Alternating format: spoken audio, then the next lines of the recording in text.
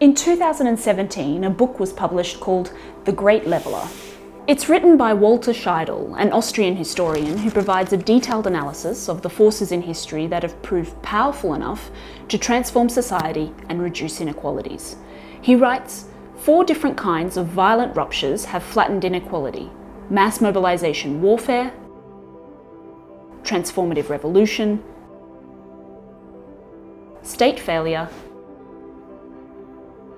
and lethal pandemics. Scheidel's thesis is that shock events highlight inequalities, injustices, and absurdities, bringing them into public consciousness in ways that can force processes of change. We're clearly nowhere near whatever transformative change this coronavirus pandemic might lead to. We're still in the shocking phase where everywhere you look, it's glaringly evident that the social and economic inequalities that surround us are much deeper, more pervasive, and much more problematic than we thought.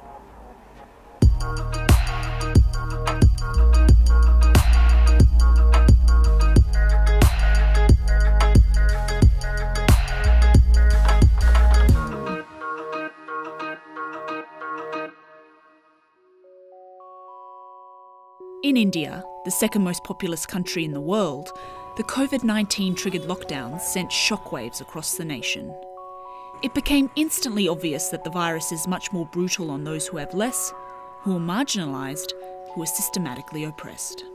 I spoke with author and activist Arundhati Roy, who has been spending lockdown at her home in Delhi. Well, it's behaving with societies exactly in the way it behaves with bodies. It has amplified these diseases, illnesses of inequality, of hatred, of sectarianism. In the case of India, it was dramatic in the way that it displayed it all on a single day. The day Arundhati is speaking about is March 24th, when at 8 p.m, Prime Minister Narendra Modi delivered a televised speech and announced a strict nationwide lockdown. पूरे देश में आज रात 12 बजे से संपूर्ण देश में संपूर्ण लॉकडाउन होने जा रहा है. A country of 1.3 billion people had just 4 hours to prepare for a period of stringent physical distancing. It would be a shock for everyone, but particularly if you were among India's poor. We were given 4 hours to prepare for this most punitive lockdown in the whole world. Since it was the 24th of March, people hadn't got their salaries. The landlords in these crowded Dickensian tenements on the edges of the cities where these millions of people live demanded their rent. So people just began to walk. The vast majority of the tens of thousands of Indians walking amidst the lockdown were internal migrants, men, women and children who gravitate to cities for work, picking up informal jobs in construction, manufacturing, waste collection and scrap sorting. With businesses closed and mass transit at a halt, this massive floating population of labourers was left adrift, with no choice but to head home on foot. It was the biggest mass movement of people in the country since the partition of India and Pakistan in 1947. It was like a chemical experiment because suddenly all over India, the cities were extruding their working class citizens. For days on end, sprawled across the highway network of India, men, women and children have been walking at all hours in search of a way home. मैं खाने पीने की दिक्कत आएंगी, पैसा नहीं है, पानी की दिक्कत आएंगी, सब चीज़ की दिक्कत आएंगी यहाँ पर ही. I went out with the media pass and spoke and walked with some up to the border. When I asked them what their idea was of this virus, they said, what does it matter? Because we don't have food, we don't have water, we don't have anywhere to stay. For us, this is the problem, not that. They said, why didn't they just stop the rich people in the airports? Weren't they the ones who are bringing it in? Not all of them were hostile to Modi or to the government. So one of them said, maybe nobody told him about us. Maybe he doesn't know about us. And that was really heartbreaking. The government did announce a $22.6 billion relief package to hand out cash and food assistance to the poor. However, it was only implemented 45 days after the lockdown began, and there were numerous bureaucratic hurdles in getting aid to people. According to the Stranded Workers Action Network, a relief organisation that conducted a survey of more than 11,000 migrant workers in the weeks following the lockdown, more than 90% had not received any rations from the government. On May 26, India's Supreme Court admitted that there had been, quote, inadequacies and certain lapses on the part of both the national and regional governments. Before announcing any kind of a emergency, even health emergency, you have to see that all the people are reached their hometown, or else the government has a responsibility to provide everything. They fail. Beswara Wilson is one of India's most relentless activists for the country's poorest and most neglected people. When I called him, he was in the midst of organising the distribution of food packages and rations. When the rich and their children want to be there with their family and you provided the chartered flight. 64 international flights will be operating from Thursday for 1 week to evacuate Indians stranded in 12 countries. When the poor want to go back to their native towns, why you have not provided such a facility? At least the train bus, we are not giving any food grains to them to sustain. So what do we want to achieve actually? I am not understanding. The way we treat the poor is in such a way, we are not considering them as equal citizens. At the heart of any lockdown is the need to stay indoors. Stay at home. Stay at home. Quedarse en casa. कि अपने घर में ही रहें. But for millions of Indians, not only can they not afford to remain indoors without a daily income to ensure their survival, there is no home to physically distance in. In the Indian census, the latest one was conducted in 2011, the homeless are counted under the seemingly contradictory title Houseless Households. The official definition is bracing in its bluntness. These are people who live in the open on roadsides, pavements, in pipes, under flyovers and staircases, or in the open in places of worship, railway platforms. The official figures put India's homeless population at around 1.77 million. However, civil society organisations estimate about 1% of India's urban population is homeless. That alone is 3 million people, and it doesn't even begin to count those who are homeless in rural areas. The imagination of this Prime Minister, this government, and this world that offer lockdowns as some sort of cure for this contagion somehow does not involve poor people. The poor are excised from this imagination. So you say that you go into your home and you sit in the lockdown, and at the street the people where they will. Have you constructed any new shelters for the migrant labor? You have done nothing. Before declaring, why they have not assessed where exactly there is a coronavirus affected people. Without that, you closed everything, making a whole country as a one jail. I mean, if you look at places like Dharavi, which is the biggest slum in Mumbai, where almost 1 million people are compressed into 2 square kilometers and 200 people share a toilet, the virus is there. So social distancing in a lockdown for most Indians means physical compression. For all the news coverage, and there was plenty, of the jeopardy India's poor were in, it was the endless slew of viral images and videos online that illustrated just how sharply inequality cuts through society.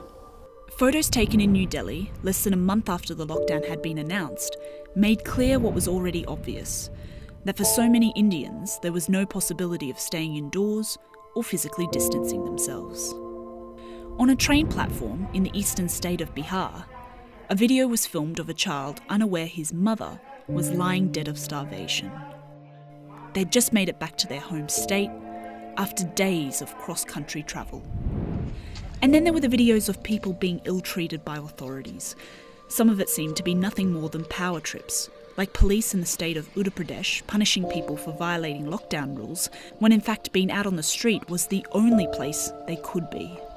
And this video, taken at the border between 2 states, showing people being hosed down in diluted bleach as some sort of disinfection process after they'd travelled days to get there. They started to disinfect, like how we kill the insects and all other things in our fields. There are the women and the children, they're all covering like this.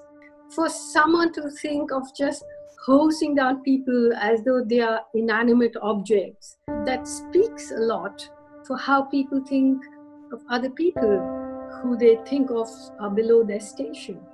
And Arundhati, when you speak about people thinking of others as being below their station, you're referring to the caste system, right? The sort of social classification of people? The engine that runs India and the social hierarchy, which is given sort of divine sanction, is caste, a very kind of graded hierarchy to the people who are thought of as untouchables. The idea of inequality and inequity is somehow institutionalized in this. You always have someone to oppress and someone to be oppressed by. That is what caste does. Bezwada campaigns for the rights of India's legions of manual scavengers.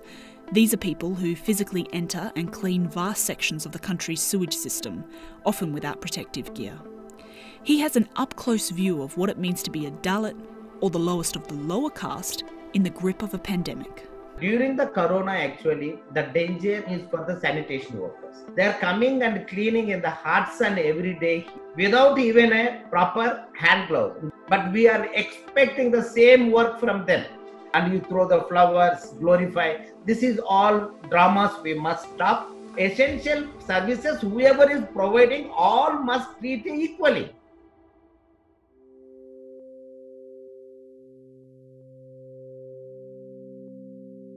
En esta crisis creo que todos empezamos a visibilizar la existencia de muchísimos trabajadores y trabajadoras esenciales, no solo para el funcionamiento de la economía, sino para la subsistencia de la vida.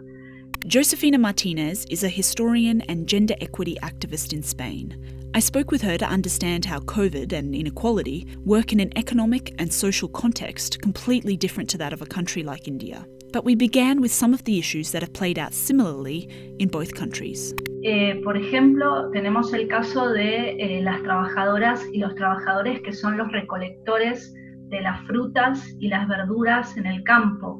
Esos trabajadores que en su mayoría son inmigrantes con trabajos precarios y temporales, y sin ellos no habría alimentos en los supermercados. Pero también están los trabajadores de la logística, de la circulación, de los supermercados, de la limpieza. Por ejemplo, en los hospitales siempre miramos a médicos y enfermeras, pero si no estuvieran ahí las trabajadoras de la limpieza garantizando condiciones sanitarias para poder desenvolver su trabajo, no podrían estar curando a los enfermos. The pandemic has really hammered home some of the realities of the imbalances and divisions that exist in our societies. For instance, laid upon the hierarchies of labour, divisions between blue-collar and white-collar, non-essential and essential workers, are the politics of gender. Women form a vital segment of frontline workers. According to the UN, they make up 70% of the global health and social care workforce. Recent data from Italy, Spain and the United States showed a 2 to 3 times higher rate of COVID infection among female healthcare workers compared to their male counterparts. Women also perform more than 75% of unpaid care work and almost 80% of domestic work globally, a sector largely dominated by migrant workers and other marginalised groups. Las trabajadoras del hogar o trabajadoras domésticas asalariadas en España son un sector muy importante, alrededor de 800.000 trabajadoras, de las cuales se calcula que un 80 o 90% son mujeres y la mayoría de ellas son inmigrantes. Son un sector que no está considerado dentro del Estatuto General de los Trabajadores, es decir, que se las considera como si fueran trabajadoras de segunda categoría. No tienen derecho a vacaciones pagas, no tienen derecho al seguro de desempleo, sino que son trabajadoras de lo que se llama la economía sumergida. Inequality leaves a sharp imprint wherever it is. It's measurable and it's also mappable. Take the city of Barcelona, where residents of poor neighbourhoods have been 6 to 7 times more likely to contract the virus than those in wealthy areas. In April, the rate of infection in the upmarket area of Sant Gervasi was 77 per 100,000 inhabitants. Meanwhile, just 6 kilometres away in Roquetes, the rate of infection was 533. In El Prat de Llobregat and Sant Quirze del Vallès, working-class satellite towns just outside of Barcelona, the rate of infection was even higher still, at 604 and 701 per 100,000 inhabitants respectively. Manuel Franco is a professor of epidemiology and public health. I asked him what might explain the differences between the neighbourhoods. One of them is, what is the quality of housing? If you live in a small flat, 5, 6 people, it's pretty much impossible to keep the social distancing. The way our cities are segregated and organized nowadays, and it doesn't matter if it's Madrid, Barcelona, London, or New York, is some people get to choose or to pick where they want to live and others don't get to choose. If it's not a fancy area with lots of renewal, then it's the perfect place where low-income people and new immigrants are going to come and live. So at the end, you have a mixture of low-income elderly people with immigrants from different countries of origin getting to live in these areas where we are seeing high rates of infection. También tenemos que tomar en cuenta que en esos barrios son la mayoría de los barrios donde la clase trabajadora tiene que salir a ir a trabajar, y también población más anciana, porque los sistemas de residencias para ancianos o bien están privatizados en gran parte y entonces es difícil acceder a ellos. Muchas familias más pobres viven con los ancianos, con las personas mayores o con las abuelas, que son en muchos casos los que cuidan de los niños mientras los padres están trabajando. We tend to think that cities are a picture in one moment in life if they were static, but that's not the reality of our cities. Our cities are vibrant and fun, but they are highly dynamic, and those dynamics sometimes means for the better, sometimes means for the worse. At the end of 2017, the World Health Organization issued a report in which it said at least half of the world's population cannot obtain essential health services, and each year large numbers of households are being pushed into poverty because they must pay for healthcare out of their own pockets. What the WHO report was pointing to was that pre-existing inequalities, be they poverty, race or gender, they're all compounded by the fact that the systems and institutions that are meant to provide a safety net for the public have been chipped away at for decades, making them increasingly unable to provide the services they were created to deliver.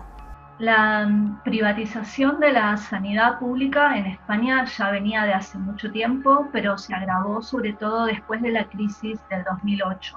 Y en este caso se empezaron a recortar directamente trabajos, o sea, la cantidad de médicos. We are already in a health emergency before COVID. There's a sort of refusal to consider that people have a right to healthcare. No matter where you work or what country you're in, we're all at risk of the coronavirus. However, that doesn't make the pandemic the great leveller some would have us believe. It does not even out inequalities, because although the virus doesn't discriminate, our current social and economic structures do. That 2017 book I spoke about at the start of all this, The Great Leveller, the author had cited pandemics as a force that could, in the long run, even out some inequalities. However, in the historical data he studied, it was a catastrophic loss of life that pushed the changes. Many more people have died of COVID-19 than should have. But if anything's going to push for reform and change post-coronavirus, it's going to be the acute and inescapable realization that our unequal systems are not only unjust, but completely unsustainable. In the early months of this year, Arundhati wrote a piece calling this pandemic a portal. I asked her what she meant by that. When I said the pandemic is a portal, I said we can choose either to walk through it dragging the carcasses of all our prejudices and data banks and dead ideas and dead rivers and dead mountains with us, or we can walk through it lightly with a new imagination. Right now, those who are responsible for the dead ideas are consolidating, and they are preparing to drag all of this and all of us with them through this portal. The concern for people dying of COVID, poor people who they've never cared about, are now being counted because it's contagious, because the health of the poor affects the health of the rich. That is the reason. But perhaps we can really move towards a situation in which we just do not allow this plunder to continue. We have a different imagination. You know? It's not going to fall into our laps. We're going to have to fight for it. Thanks so much for watching episode 4 of All Hail the Lockdown. This is a 5-part series looking at the complexities of our global response to COVID-19. So if you haven't checked out the other episodes, you can easily find them online by using the hashtag AllHailTheLockdown. And please do share the episodes with the hashtag if you're enjoying the series so far. Next week, for our final episode, we're going to be looking at the link between COVID-19 and our global environmental crisis.